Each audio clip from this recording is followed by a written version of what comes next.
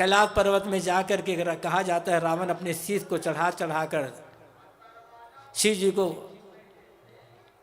अर्पित करता था। तो इतना बड़ा शिव जी का पुजारी है रावण, वो तो महान धार्मिक होगा। लेकिन उत्तर भारत में रावण जैसा धार्मिक कोई बनना नहीं चाहेगा। किसी को कह दिया जाए कि ये व्यक्ति खूब पूजा करता है, शिव जी का पक्का पुजारी, समझ लो रावण जैसा धार्मिक है, तो क्या समझेगा, अपमान या सम्मान? क्यों, आखिर गड़बड़ी कहाँ हो गई? रावण तो शिव जी का पक्का पुजारी है, ईश्वर का पक्का भक्त है, फिर रावण को धार्मिक क्यों नहीं कहा जाता? कहीं ना कहीं गड़बड़ी जायज होगी पूजा करते हुए भी। दूसरी तरफ तथागत बुद्ध और महावीर स्वामी दोनों ईश्वर सत्ता को साफ नकार देते हैं।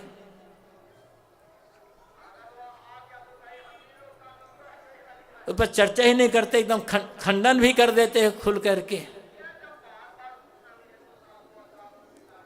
किंतु तथागत बुद्ध और महावीर स्वामी जैसे धार्मिक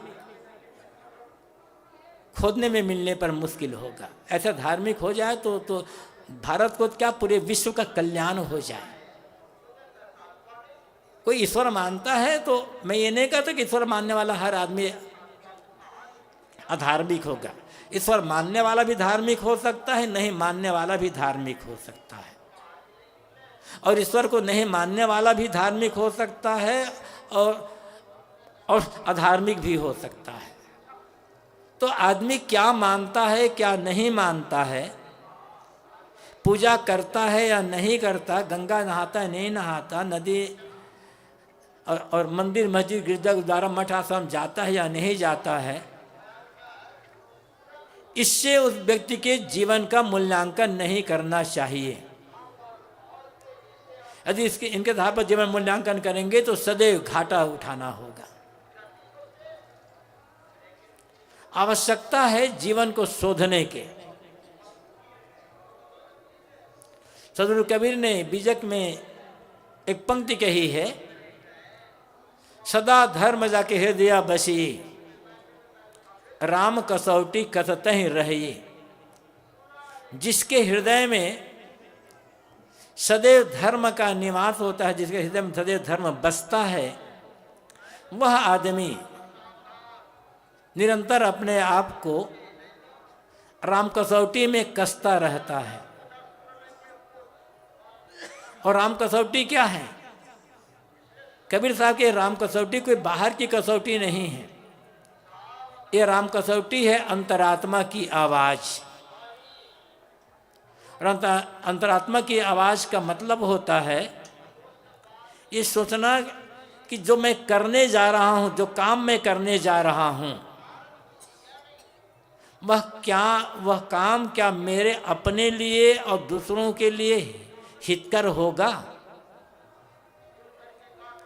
यदि लगता है जो काम मैं करने जा रहा हूं वह काम मेरे अपने लिए और दूसरों के लिए हितकर नहीं होगा, ये समझ में आने पर वो काम को करना छोड़ देता है, उसे करता ही नहीं है, उस काम को करने का ख्याल ही दिमाग से निकाल देता है। और जब लगता है कि जो काम मैं करने जा रहा हूं वो मेरे अपने लिए और दूसरों के लिए हितकर है, फिर प्राणपण से उस काम को करने में जुट जाता है। ये होता है राम कसौटी में अपने आप को कसना। और हम यही काम नहीं करते, हम लोभ लालच में पड़ जाते हैं, जोश में आ जाते हैं, देखा देखी आ जाते हैं। हमारे सामने भौतिक उपलब्धि का मूल्य ज़्यादा हो जाता है और जीवन का जो चरित्र है, हमारा अपना खुद का जो जीवन है, उसका मूल्य घट जाता है। और भौतिक उपलब्धियों को अधिक मूल्य देने वाला आदमी, भौतिक उपलब्धियों को जीवन को उद्देश्य समझने वाला आदमी, जिसके दृष्टि में ये बात है कि रुपये पैसे जमीन जायदाद की उन्नति ही जीवन का वास्तविक उद्देश्य वही वास्तविक उसकी उन्नति है, तो कहीं ना कहीं उसे गड़बड़ी होगी ही होगी। वो गड़बड़ी के बिना रह ही नहीं जाएगा। वो धर्म को कब छोड़ देगा कहा नहीं जा सकता। भले वो बाहर से पूजा पाठ करता रहेगा, भले वो नाम जपता रहेगा, माला फेरता रहेगा, चंदन लगाता रहेगा, लेकिन उसके धर्म उसके जीवन से विदा हो जाएगा। भौतिक उपलब्धि का महत्व है, इनकार नहीं किया जा सकता, क्योंकि भौतिक उपलब्धियों से जीवन का निर्वाह होता है और दूसरों की सेवा होती है। ये तो सिर्फ साधन है, तो साधन को अधिक महत्व देते हैं, तब साध्य दृष्टि से ओझल हो जाता है। याद रखना होगा, जैसे गांधी जी कहा करते थे, साध्य जितना ऊंचा और पवित्र है, साधन भी उतना ऊंचा और पवित्र होना चाहिए। अपवित्र साधन से पवित्र साध्य की प्राप्ति कभी संभव नहीं है। और जीवन का एकमात्र साध्य क्या है, उद्देश्य क्या है? आत्मकल्याण। इस आत्मकल्याण को अनेक शब्दों में कहा जाता है, भिन्न भिन्न मत मजहब परंपरा में। और आत्मकल्याण का मतलब क्या है? दुखों की आत्यांतिक निवृत्ति। वस्तुतः जब जीवन में कोई दुख नहीं रह गया, मन दुख से पूरा का पूरा खाली हो गया, दुख रहित मन, वो आत्मकल्याण का अनुभव है। कल्याण में या मोक्ष में कुछ मिलता है, मिलता होता कुछ नहीं है। एक कुछ मिलता है, एक कहने का एक तरीका होता है। वस्तुतः दुख से छुटकारा न्याय दर्शन में कहा गया है, तदर्थं विमोक्षोपवर्गः, मतलब दुखों का अत्यंत विमोक्ष हो जाना, मतलब दुखों से सर्वथा छूट जाना, ये अपवर्ग अर्थात मोक्ष की प्राप्ति है। जरा सोचे, यदि जीवन में दुख ना होता तो आदमी सुख की तलाश क्यों करता? जब भूख लगती है, भूख का दुख होता है, तब आदमी भोजन की तलाश करता है। यदि भूख ही ना होती तो भोजन की क्या आवश्यकता थी? प्यास न लगी होती तो पानी की क्या आवश्यकता थी? पानी का मूल्य तब समझ में आता है जब प्यास लगी होती है। जितना अधिक तीव्र प्यास, पानी का मूल्य, पानी का महत्व उतना समझने में आएगा। प्यास न लगी तो पानी का कोई मूल्य नहीं है, वो तो बेकार है। भूख न लगी हो तो 56 व्यंजन भी बेकार है, और भूख लगी हो तब सूखी रोटी में भी 56 व्यंजन का आनंद आ जाएगा। तो भूख है इसलिए भोजन में आनंद आता है, प्यास लगी है तो पानी पीने में आनंद आता है। इसी प्रकार दुख है तब सुख की तलाश होती है, और जब अनुकूल चीज मिलती है तब लगता है इसमें आनंद आ रहा है। बात में ये कह रहा था, यदि आत्मकल्याण, दुख निवृत्ति उद्देश्य न होता, आदमी के जीवन में दुख न होता, किसी पर भी प्रकार का दुख, जो दुख है रोग का, एक दुख तो है ही। जो मिला हुआ है आदमी को, कुछ भी मिला हुआ है, मठ मकान जमीन जायदाद रुपये पैसे पुत्र परिवार या और कुछ, इनके छूटने का भय ना होता। भय है मतलब दुख है। जहां किसी भी प्रकार का भय है वहां दुख है। इनके छूटने का भय ना होता तो क्या आदमी किसी ईश्वर की पूजा करता, धर्म का कोई काम करता? और जो मिला है वो अधिक अधिक बढ़े, ये इच्छा का दुख ना होता तो क्या आदमी धर्म का, ईश्वर का काम कर, ईश्वर की पूजा करता? दो प्रकार से आदमी की ईश्वर की पूजा करता है। जो मिला है वो छूटने ना पाए, और जो नहीं मिला है वो मिलता चला जाए, जो जो है वो बढ़ता चला जाए। एक तरफ भय है, एक तरफ लोभ है, और इन दोनों से प्रेरित होकर के आदमी किसी ईश्वर की पूजा करता है या किसी धर्म का कोई भी काम करता है। बिरले बिरले ऐसे होंगे, हैं लेकिन बहुत कम, जो किसी भी प्रकार की पूजा हो, चाहे गुरु की पूजा करता हो, चाहे ईश्वर की पूजा करता हो, या किसी भी प्रकार की पूजा करता हो,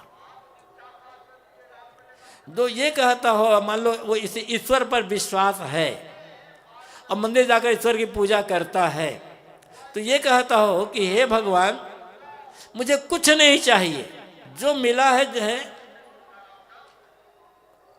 मेरे लिए पर्याप्त है, मुझे कुछ नहीं चाहिए, मुझे केवल मन की शांति चाहिए। इस उद्देश्य से पूजा करने वाले आप खोजेंगे ना तो लाखों में कोई एक आदमी मिलेगा, वो सच्चा ईश्वर भक्त है, वो सच्चा आदमी धार्मिक है,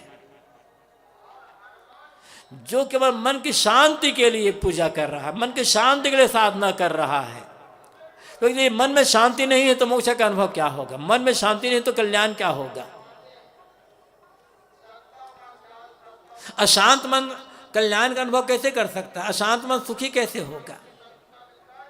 जो सिर्फ आत्मिक शांति के लिए पूजा कर रहा हो, साधना कर रहा हो, भौतिक उपलब्धि की कोई चाहना ना हो, किसी प्रकार छूटने का भय ना हो, उस आदमी को हम धार्मिक कह सकते हैं, उस आदमी को हम सच्चा भगत या पुजारी कह सकते हैं। और ऐसा आदमी बिरला मिलेगा। धर्म वह है जहां किसी भी प्रकार का लोभ ना हो और भय ना हो। सेवा करना अच्छी बात है, लेकिन सेवा किस उद्देश्य से कर रहे हैं ये भी सोचना पड़ेगा। वैसे आदमी को पाप कर्म तो करना ही नहीं है, किसी के लिए पाप कर, किसी के लिए पाप करना नहीं करना चाहिए। तथागत बुद्ध ने धम्मपदम में कहा है, आदमी को चाहिए कि वह न तो अपने लिए पाप करे, न परिवार के लिए पाप करे, न समाज के लिए पाप करे, किसी के लिए पाप न करे, क्योंकि जो पाप करेगा उसे उसका फल भोगना पड़ेगा। तो पाप कर्म तो करना ही नहीं चाहिए। पाप कर्म क्या है? हमारे ऐसा व्यवहार, हमारी ऐसी बातें जो जिनसे दूसरों को किसी प्रकार के शारीरिक मानसिक चोट पहुंचे, दुख पहुंचे, असुविधा पहुंचे, वे सारी की सारी बातें, वे सारे के सारे कर्म पाप है। और इतना ही नहीं, हमारे मन में यदि किसी के लिए बुरी भावना आई, उस आदमी का ऐसा बिगाड़ हो जाए, उस आदमी का ऐसा नुकसान हो जाए, ऐसा हमारा सोचना भी पाप है। तो पाप मनसा वाचा कर्मणा, अपने को पाप कर्म से बचा करके रखना ही है, ये करना ही नहीं है। जो करना है पुण्य करना है, लेकिन पुण्य कर्म बंधन का कारण हो सकता है और मोक्ष का कारण हो सकता है। यदि सकाम भावना से पुण्य कर्म कर रहे हैं, वैसे पुण्य कर्म को धर्म करना कहा जाता है। कोई आदमी सेवा कर रहा है, गरीबों को खिला रहा है, कपड़े बांट रहा है, दवाई बांट रहा है, या कुछ और पैसे दे रहा है, तो कहते हैं भाई आदमी बड़ा धार्मिक है। कोई जरूरी नहीं आदमी धार्मिक होगा, ये धर्म का एक अंग है, लेकिन ये सच्चा धर्म अलग होता है। यदि हम इसलिए हम सेवा करते हैं कि गरीबों को खिलाते पिलाते हैं या कुछ भी करते हैं कि चलो हम गरीबों की सेवा करेंगे, महात्माओं की सेवा करेंगे या परोपकार का काम करेंगे, तो हमें इस जीवन में सुख मिलेगा और मरने के पश्चात भी हमें सुख मिलेगा, तो ऐसा कर्म बंधन का कारण बन जाएगा। ये पूरा धर्म नहीं है, अधूरा धर्म है। हाँ, आदमी यदि ऐसा भी धर्म करता है तो चलेगा, लेकिन ये पूरा धर्म नहीं है, और इससे हमारे बंधन नहीं कटेंगे, हमारे दुख दूर नहीं होंगे इससे।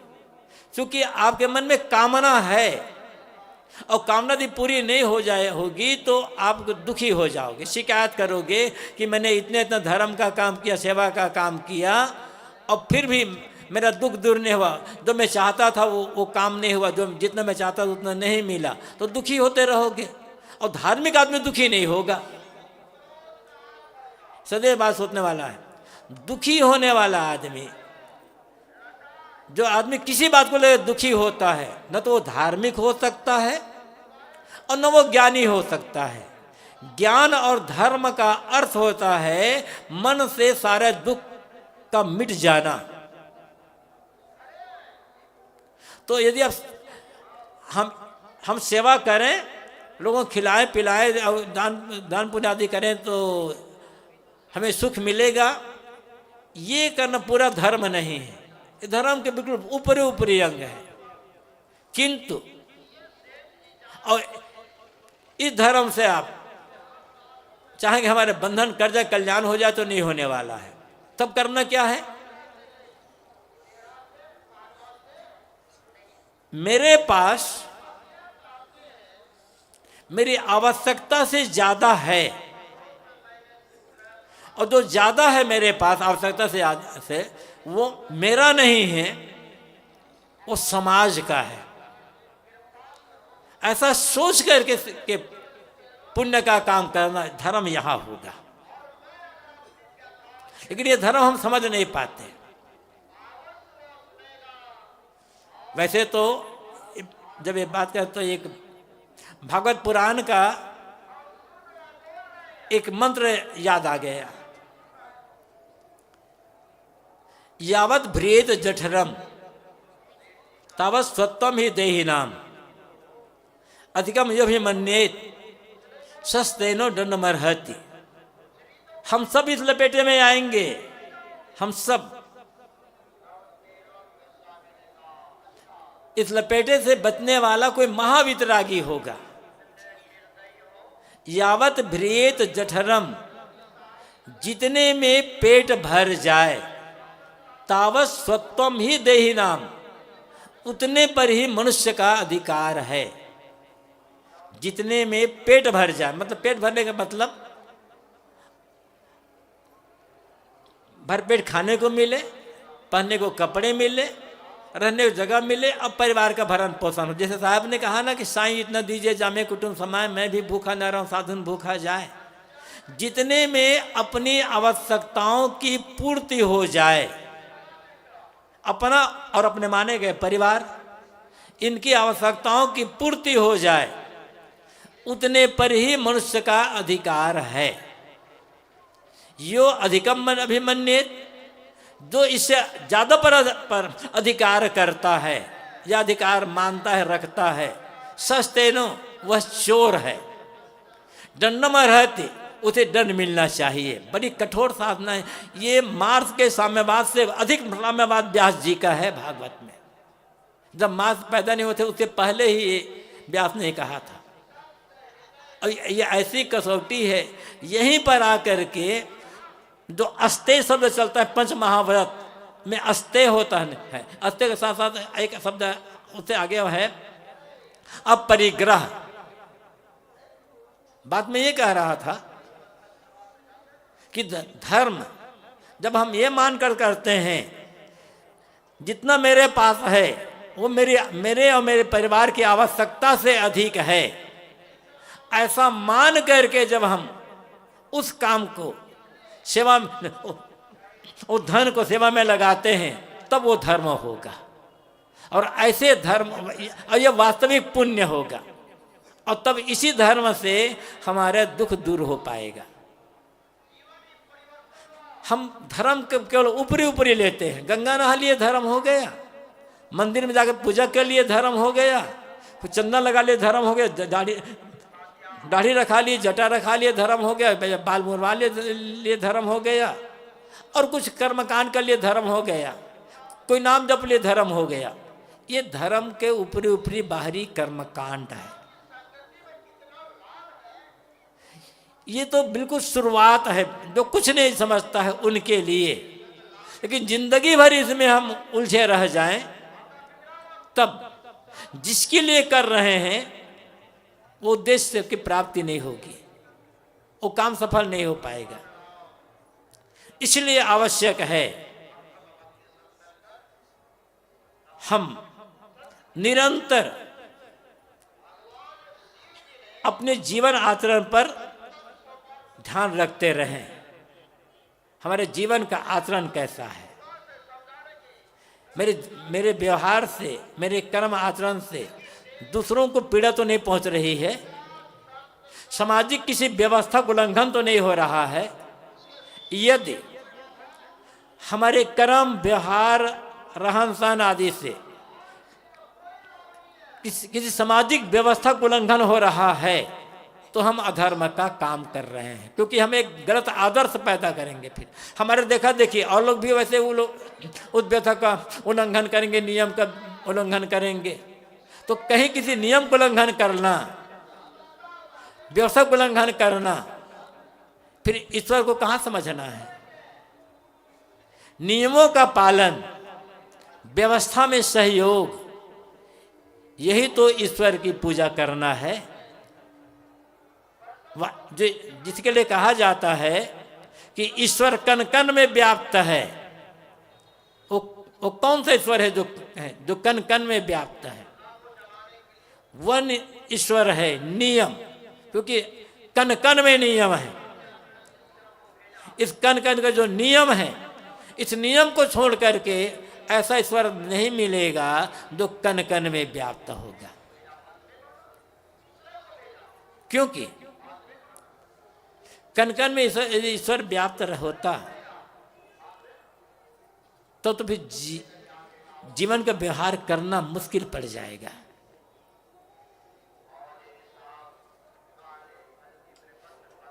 फिर तो बहुत कठिनाई आ जाएगी। और मान लो कोई व्यक्ति ऐसा कहता है कि ईश्वर कण कण में व्याप्त है और इस बातों से पूरी निष्ठा है। जिस किसी व्यक्ति को निष्ठा हो, ये हो कि ईश्वर कण कण में व्याप्त है, इस बात में पूरी की पूरी निष्ठा है, वह आदमी कहीं भी रहकर कोई गलत काम नहीं कर सकता है। क्योंकि जहां वो गलत काम कर रहा है वहां भी ईश्वर है और ईश्वर गलत काम का फल अवश्य देगा। क्योंकि ईश्वर एक न्याय है, ईश्वर एक व्यवस्था है, ईश्वर एक नियम है। तो हम मानते हैं कि ईश्वर कण कण में है, तो कैसे हम कोई पाप कर्म कर पाएंगे? कोई गलत कर्म हमसे होगा ही कैसे? और ईश्वर जी कण कण में व्याप्त है, तो हमारे मन में किसी के लिए द्वेष, ईर्ष्या, वैर, विरोध, अमरता का भाव आ ही नहीं सकता है। जिससे भी हम द्वेष करेंगे, जिससे हम कटु बात कहेंगे, जिससे हम वैर विरोध करेंगे, जिसके लिए ईर्ष्या करेंगे, उसमें ईश्वर है। किसी से बैर करने का मतलब होता है ईश्वर से बैर करना, चाहे वो हमारे मत का मानने वाला हो या हमारे मत के विरोधी हो या किसी भी बात को लेकर के। तो मतलब ये होता है जब हमारे मन से ईर्ष्या, द्वेष, वैर, विरोध सारे गलत भाव निकल जाए, राग, द्वेष आदि सारे के सारे गलत भाव निकल जाए, तब समझना होगा कि हाँ मैं ईश्वर को समझता हूं और मैं धर्म को भी समझता हूं, मैं धार्मिक हूं। क्योंकि जो सच्चा धार्मिक व्यक्ति होगा उसके मन में दूसरों के लिए कभी कोई गलत भाव आएगा ही नहीं। धर्म का मतलब ही होता है मन से सारी गलतियों का निकल जाना। अब मन से गलतियां निकल गए तो जीवन में गलतियां रहेगी ही नहीं। क्योंकि कोई भी गलत काम हो या अच्छे काम हो, उसके अंकुर कहाँ होते हैं? हमारे मन में, मस्तिष्क में। जिसके मन में कभी कोई गलत काम करने का विचार आएगा ही नहीं, जिसके मन में सदैव पवित्र विचार आते, पवित्र भाव होते हैं, वो आदमी गलत बात बोलेगा कैसे, गलत काम करेगा कैसे और गलत चीजें खाएगा कैसे? तो यदि हमारे मन में ईश्वर बसा हुआ है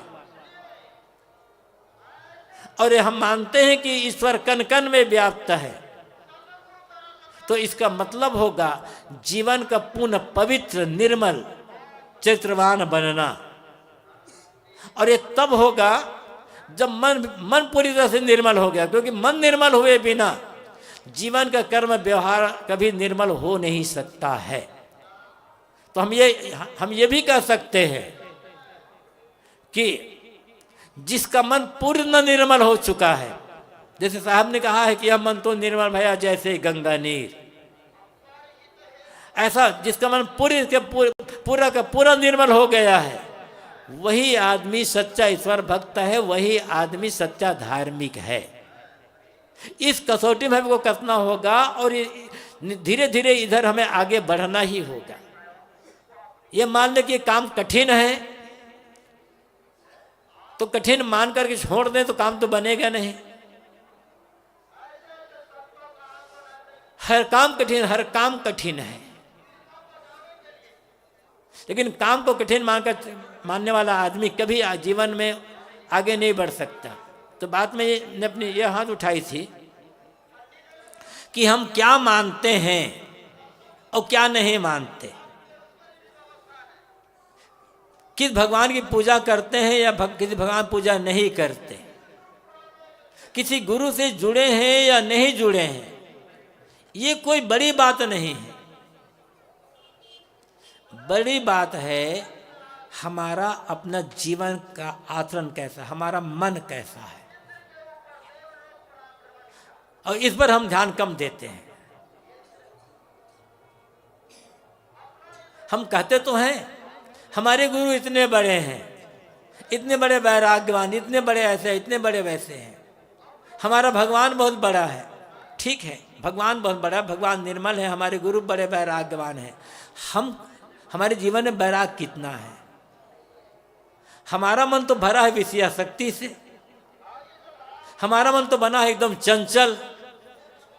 तो गुरु की महिमा गाना आवश्यक, अच्छा है, गाना चाहिए, इससे मन में अच्छी भावना आती है, दूसरों को प्रेरणा मिलती है। लेकिन हम ये सोचते कि गुरु की महिमा का बखान करके हम गुरु भक्त हो जाएंगे, ऐसा नहीं होगा।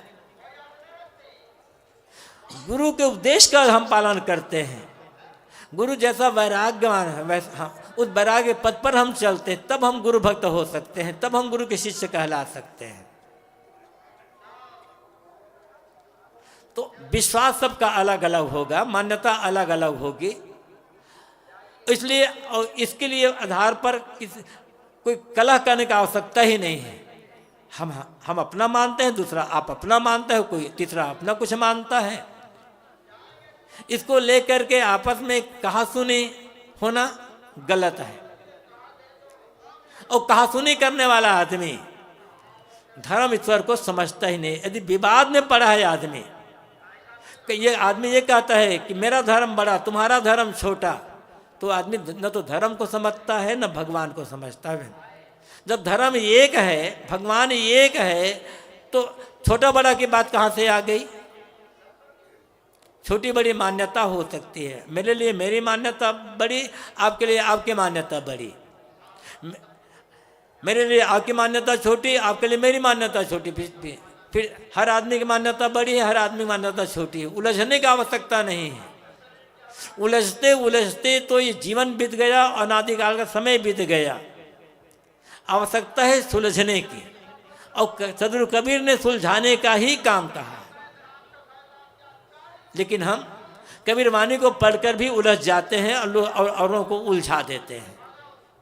कबीर साहब ने हर जगह समन्वय और समझौता का ही रास्ता अपनाया है, चाहे धर्म क्षेत्र में देखो, चाहे व्यवहार के क्षेत्र में देखो, चाहे विश्वास के क्षेत्र में देखो। भाई रे दूध जगदीश कहाँ ते आया, कहो कौने बौर आया, अल्लाह राम करीमा के सो हरि अदर नाम धराया। ये पूरा पद देख लो, समन्वय ही तो है। लड़ने वालों को समझाया है, केवल नाम दो है, चीज तो एक है, बेगर बेगर नाम धरा, एक मिट्टी के भारे, मिट्टी तो वही है, कुल्हड़ है, सुराही है, दीपक है, और नाम बदल गया है, मूल तत्व तो मिट्टी एक ही है। ऐसे तुम जिसे अल्लाह और राम कहते हो, जिस परम तत्व कहते हो, वो तो एक है ना, नाम अलग अलग हो गया, इससे क्या फर्क पड़ता है? तो साहब सुलझाते हैं। अब फिर साहब ये भी कहते हैं, सुनिए सबकी निबेरिए अपनी, इतना बड़ा समन्वय। अपनी कहे मेरी सुने, सुन मिले ये के हुए। साहब कहते हैं अपनी बात कहो, मेरी बातें सुनो, और सुन मिल करके एक विवेक पर समझो, हकीकत को समझो। तो साहब सुलझाते हैं। जो सच्चा धार्मिक होगा वो हर जगह सुलझाने का ही काम करेगा, और जो धर्म को सिर्फ बाहर धर्म को लोग समझते हैं कि केवल कर्मकांड में है, वो आदमी हर जगह उलझाने का काम करेगा। अब सोचना यह है कि हम उलझाने का काम कर रहे हैं या सुलझाने का काम कर रहे हैं। स्वयं उलझे हुए हैं या सुलझे हुए हैं। उलझे हुए होंगे तो दूसरों को उलझाएंगे, सुलझे हुए होंगे तो अपना सुलझे हुए हैं, दूसरों को सुलझाने का काम करें, सुलझने का रास्ता बताएंगे। तो जो जिसके मन में किसी के लिए भी कटुता नहीं है, द्वेष भाव, बैर भाव, ईर्षा, निंदा का भाव नहीं है, जो स्वयं सुलझा हुआ है, जिसके मन की सारी उलझनें समाप्त हो चुकी है, जिसका जीवन और जीवन के कर्म पवित्र हैं, आचरण पवित्र है, चरित्र उज्जवल है, वही आदमी सच्चा धार्मिक है, चाहे वो मंदिर जाता हो या न जाता हो। और वही उसी आदमी ने ईश्वर को समझा है। इसलिए हमें सच्चा ईश्वर, यदि बाहर देखें तो बाहर के ईश्वर है नियम, जहां तक हम समझते हैं नियम का पालन करें। और बिहारी जगत में है जीवन का आचरण, जीवन का चरित्र, नियमों का पालन, जीवन चरित्रवान बनाना और मन को निर्मल बनाना, यही सच्चा धर्म है। और ऐसा करने वाला व्यक्ति ही वास्तविक ईश्वर को समझ कर वो ईश्वर का भक्त है। और ऐसा जीवन में धर्म आ जाए, ऐसी ईश्वर भक्ति आ जाए, तो ये हमारी धरती ही पूरे स्वर्ग बन जाएगी, और जीते जी हम मोक्ष का भी अनुभव कर सकेंगे। इसलिए ऐसे इस धर्म को समझने की आवश्यकता है, उस ईश्वर को समझ करके उसका पालन करने की आवश्यकता है, तभी हमारा जीवन सफल सार्थक हो सकता है और हम एक समाज में एक अच्छा आदर्श स्थापित कर सकते हैं। इसके अलावा और कोई दूसरा रास्ता बचता नहीं है। तो थोड़ी चर्चा मैंने की कि धर्म और ईश्वर है क्या, समझना है, समझ करके जीवन में उतारने का प्रयास करना है। अपनी वाणी को यहीं पर विराम देता हूँ। बोलिए सद्गुरु देव की, सद्गुरु कबीर साहेब की, सद्गुरु अभिलाष साहेब जी की। यह सत्संग का क्रम, ये प्रवाह, आपके शब्दों में कहूँ तो सत्संग की गंगा जो यहाँ से बह रही है, बसंत पंचमी तक यह सत्संग चलता रहेगा। आप सब आए, समय है 2 बजे से 5 बजे 5 बजे।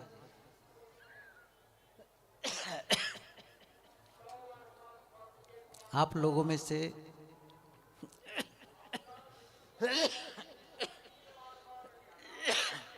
साहब जी की बंदगी करना चाहें आके कर सकते हैं।